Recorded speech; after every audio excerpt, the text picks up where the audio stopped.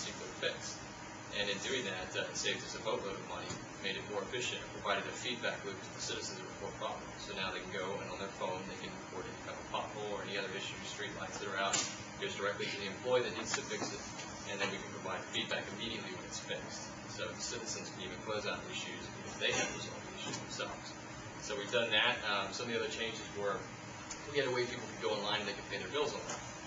And that was great, but we never thought people would want to sign up to have their bills reoccurringly drafted out of their accounts. And a citizen suggested that it was, a flip of a switch, whether it was maybe a week or so, it went through the whole process, and it was implemented. And it saved us a lot of time and a lot of money because now it's a reoccurring draft out of their account. Craig Newmark did a blog post. It's got the other ones on it, but we've got probably another 10 or so in the queue that we're going through pilots now with that we know that will be implemented, and we'll be able to reward the citizens for their participation. So it's been really successful for us. I think the greatest thing is it's connected our community.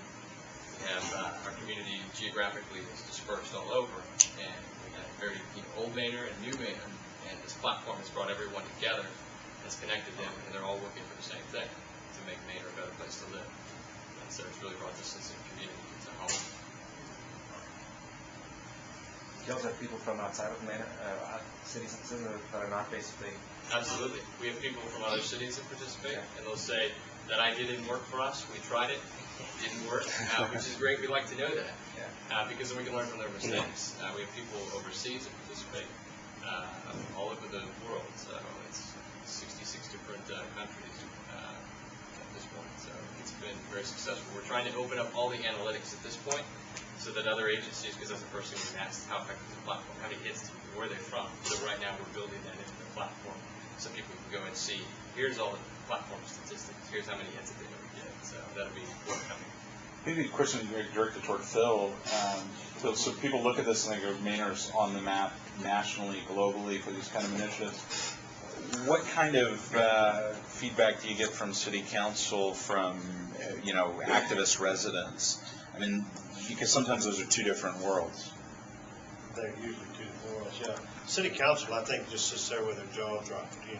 They're astute people. Most of them are. We have a couple of engineers, had an engineer, a couple of attorneys, another guy that's in the bank. So they're not uninformed people, and they just cannot visualize how this has changed Manor from being a rural cotton producing farm country into a technology leader, a perception of technology leader in an Austin marketplace where technology is king.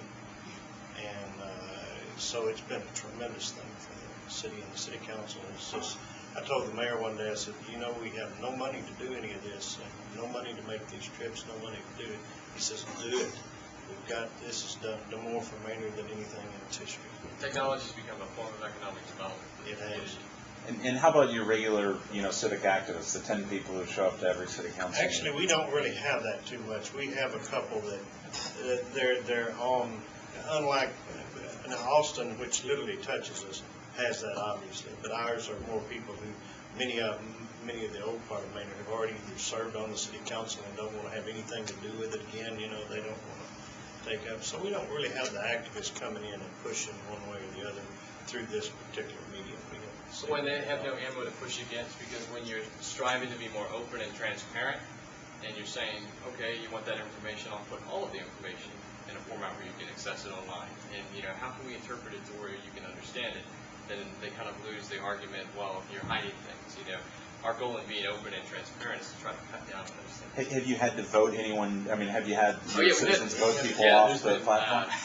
Well, yeah, there's been a few. The platform screens out spammers too, so we've had some spammers get on the platform since it is open.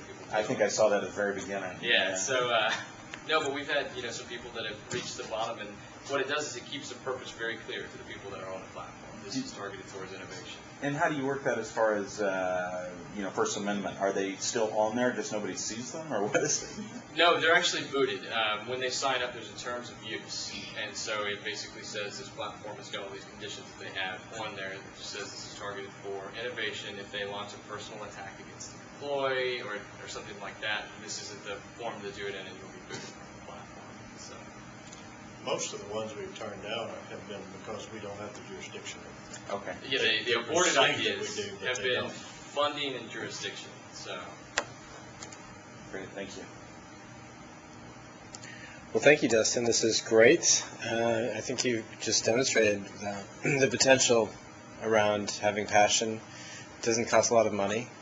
And I know that we've done some work here in San Francisco in kind of the same vein. And hopefully this inspires other people in other cities and also here in San Francisco to what's possible. Absolutely. So thank you. Thanks for having us.